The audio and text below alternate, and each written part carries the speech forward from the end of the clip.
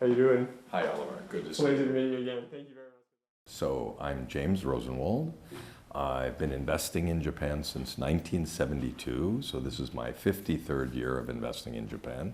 My first investments in Japan were Kirin Beer and Bank of Tokyo, and I invested from 72 to 77 in those companies, and I was able to make so much money that I was able to buy my first Toyota. That's me and my relationship with Japan and when it began. But otherwise, Dalton is a fund management business that manages about 600 billion yen to 700 billion yen. About 600 billion yen just in Japanese equities, and another 100 to 150 billion yen in Asia ex-Japan.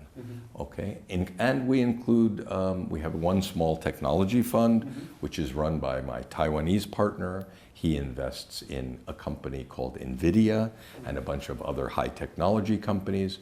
I am also affiliated with other businesses that I invest in, but Dalton is the business that you're interested in. And we are a fund manager for pensions, endowments, sovereign wealth funds, high net worth individuals. And the customer base is Japanese investors, US investors, Canadian investors, UK investors, European investors, and Middle Eastern investors. We have customers from all of those areas. And we're incredibly happy with the customer base that gives us long period of time to invest for them. So we're not short-term oriented, we're long-term oriented. So if you're a Goldman Sachs new employee, Goldman Sachs teaches you the difference between short-term greedy and long-term greedy. Short-term greedy means you trade securities very quickly, but they're trying to train their employees to think long-term for the best interest of their customers and the best interest of Goldman Sachs. I try and teach Dalton employees the same thing. We want to be long-term greedy, which means we want to hold securities for the long term for the benefit of our clients. Thank you very much. All right, well, I'll get into FMH. Obviously, you have been admitting as well on previous other TV shows and media shows as well that there are changes happening in FMH, and to some extent you are satisfied with those changes. How do you rate those changes done by FMH so far, and how is it affecting how's it affecting Dalton's decision making or any future actions? Right. So first of all, I have to thank the sponsors of Fuji Media Holdings for withholding all of the advertising from Fuji TV. I mean, that action alone, after we wrote our letters, was so dramatic for the station that it had to take some action. I also have to thank the employees for responding to the 3-person committee that was formed by the board. The employees spoke out. They did not hold back. They explained to the committee, obviously, all of the systemically bad behavior, the bad corporate governance behavior at the company, in particular towards women at Fuji Media and Fuji TV in particular. And I have to thank the viewers themselves who were interested in this and put continuous pressure on the board of directors. So the changes, as you say, are dramatic at the company. And we have been blessed with incredible changes that we think cannot be reversed. And I would say we've gotten 80% of what we want. Since I met you last Friday, has there been any progress since last Friday about you making engagements with other shareholders? Like, for example, on other medias, you've answered the fact that you have been making contact with the Murakami fund's daughter. Aya Murakami. Yeah. Nomura. Nomura. Oh yeah. So, that's her name. That's Aya her Murakami name. Nomura Yeah. is her name. And I saw her last Monday when she was in Tokyo. Last month, okay. Right? And I asked Aya specifically, what would you like to see happen at Fuji Media? I know she is now the largest shareholder of Fuji Media. I asked her, have you been in touch with Shimizu-san? She said yes. And I asked, what would you, as the largest shareholder, like to see for Fuji Media do? And her only ask, here's the largest shareholder of the company. She has one ask. She said, please spin off the real estate Fuji Sankei building. That's all she said she wanted. The largest shareholder has one thing she's asked.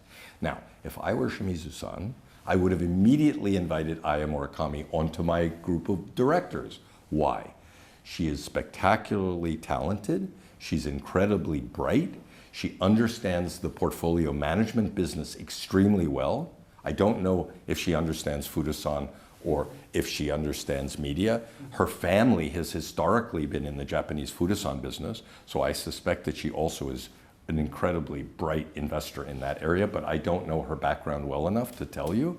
But I do know how strong she is in portfolio management because I can see her how she's trading stocks, and she's a moneymaker. So if I had been Shimizu-san, I would have invited her immediately onto my board because she might be helpful in how to manage their 300 billion yen portfolio of stocks. She might have been able to say, these stocks are great, these stocks you should sell, and this is the way to manage the portfolio. Right. But he didn't even reach out to her and ask her. Okay. He didn't reach out and ask her. So yes, I've been in touch with her. I've also been in touch with Kitao-san, right? We had dinner on Wednesday night last week. That's when I met you outside the restaurant. Apologies for not being able to spend more time with you that night, but I was pretty focused on trying to beat one of my director candidates. So Kitao-san's subsidiary, Reyos Capital, is a large shareholder in the company. I haven't met with Reyos Capital's portfolio manager, senior advisor, but I did meet with Kitao-san, who owns that subsidiary. And Kitao-san has lots of requests of Fuji Media, but he was disappointed also in his relationship with Shimizu-san. That Shimizu-san did not want to embrace him, perhaps, as a director candidate, so that perhaps none of this fighting would have occurred. All of my relationships outside of Fuji Media happen under the water. Okay. All of our relationships with companies happen under the water. And we are able to come up with an agreement that both sides can live with comfortably. In the case of Fuji Media, they wouldn't even talk about any of our candidates as being acceptable to them. They interviewed the candidates, but they wouldn't even talk about taking any of them. So my feeling is I'm dealing with Hieda-san's ghost. Right. So obviously you have been making connections with and messaging people, those big shareholders.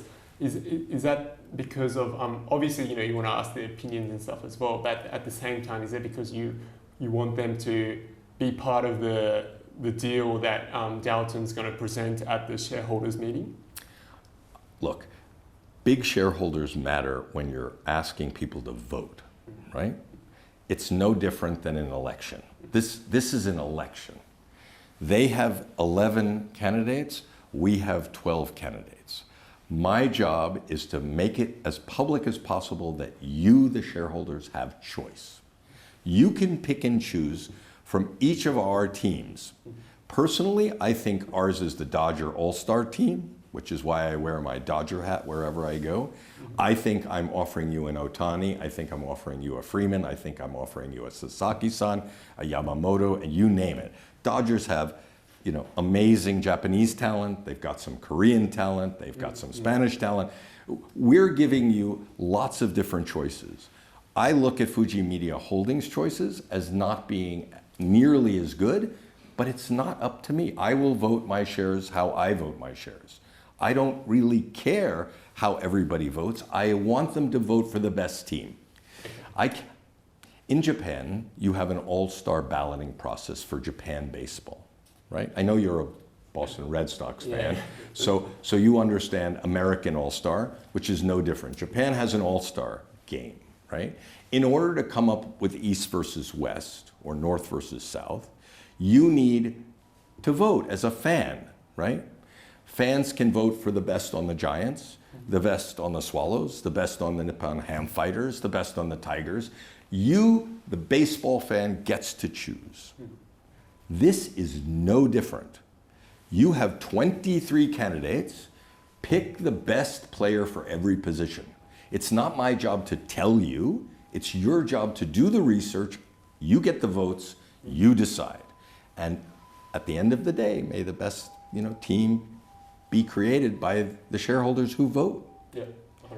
So when you said you met Aya-san on Monday, and you have been, I know you have been making contact with Mr. Kitao as well. Did they tell you anything about the fact that they'll agree to your... No chance. No chance. No. There is no way that Aya Murakami is going to ask me or have me convince her on how to vote. This woman is incredibly independent. I would never disrespect her to say, please vote for my team. That would be disrespectful. My feeling is she has the intelligence. She has the knowledge. She will vote for the best players on our various teams. She knows she has choices, and she will make them. My job was to say, what do you want, Aya? If these players are chosen, what are you looking for as the largest shareholder of the company? And her only response was, please spin off Fuji Sankei Building. That's a pretty easy ask for someone who owns so much stock, right? So I said, great, good message, thank you very much. All right. So in the future, I know you might be departing Japan soon, but do you have anything lined up for in order to meet up with other shareholders, or not right now? So what's our next steps? Yeah. Got it. Great question. In a contest, just like a political campaign, what you do is you try and contact every single shareholder that you can using the shareholder list. No different than the voting list in your local ward in Japan. So we have a copy of the entire shareholder list. It includes many company and individuals' names and their addresses. We will try our best to get their phone numbers or their emails. We will send out, hopefully, a new letter, which we're in the process of writing right now, which will outline our platform of the things that we think will add value to the company. We will ask for them to please vote for the candidates that we've put forward, and we will hopefully tell them a little bit about each candidate if we have the ability. And otherwise, that's it. Our job is to communicate as best we can with each of the shareholders and offer them a choice. As I told you before, in Japan, this is very unusual. Most times, shareholders are never given the choice. They only are given ramen, right? As we said. They're not given udon, soba, teppanyaki, Kobe beef, and all of the other things that are usually on a wonderful restaurant menu. It's always omakase. That's a good term, I guess. It's always omakase. It's exactly what the chef provides.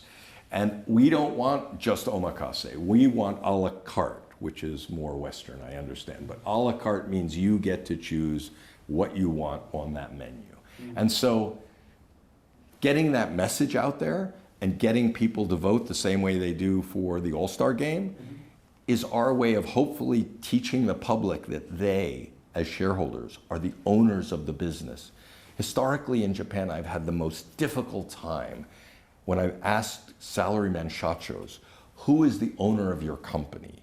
Their response is the stakeholders. And then they say, I ask them, who are the stakeholders? And they say, well, the board of directors are stakeholders, the employees are stakeholders, the customers are stakeholders, the suppliers are stakeholders, and the shareholders are stakeholders. Okay, well, I then say, okay, that's who the stakeholders is. I agree.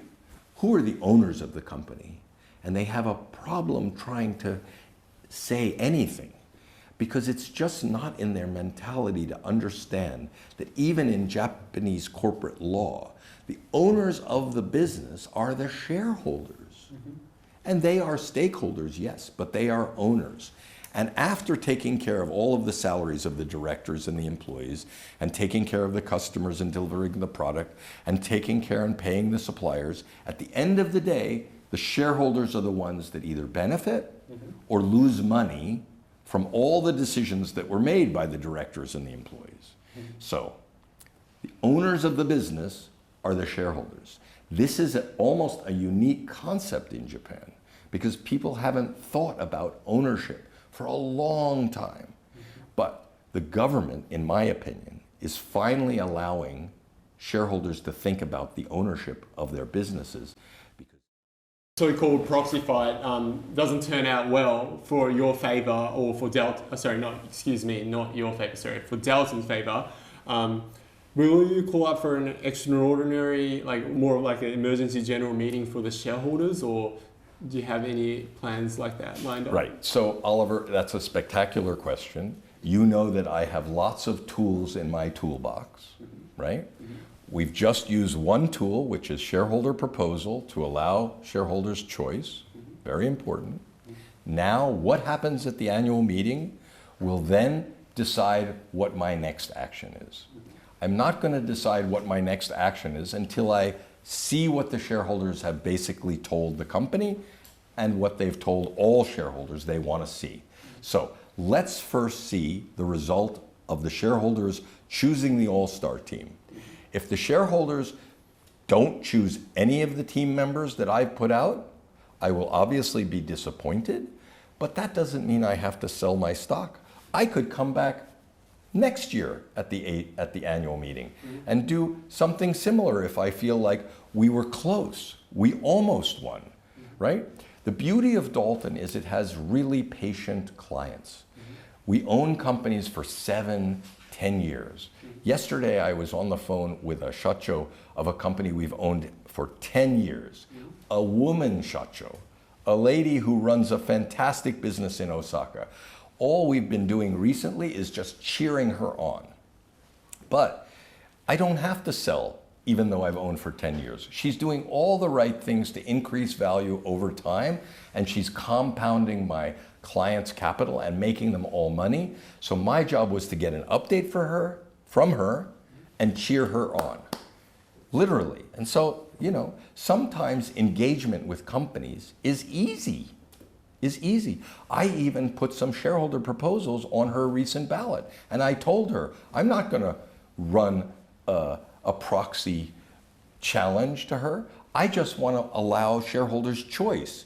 And we will all then see how shareholders vote. And then she and I will then have a discussion and say, well, shareholders are really interested in this, they're not interested in that, and then the discussion and the engagement continues.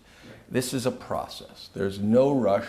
There's no rush to make a decision on what we do next, but thank you for the question. Needs to be chosen from your proposal out of the 18 board seats from Dalton. How many need to be chosen? At least all sort of stuff in order to get that home run. I think if any of Dalton's candidates end up on the board, it would be radical for Japan. Radical, because no one's ever done anything like this at this scale.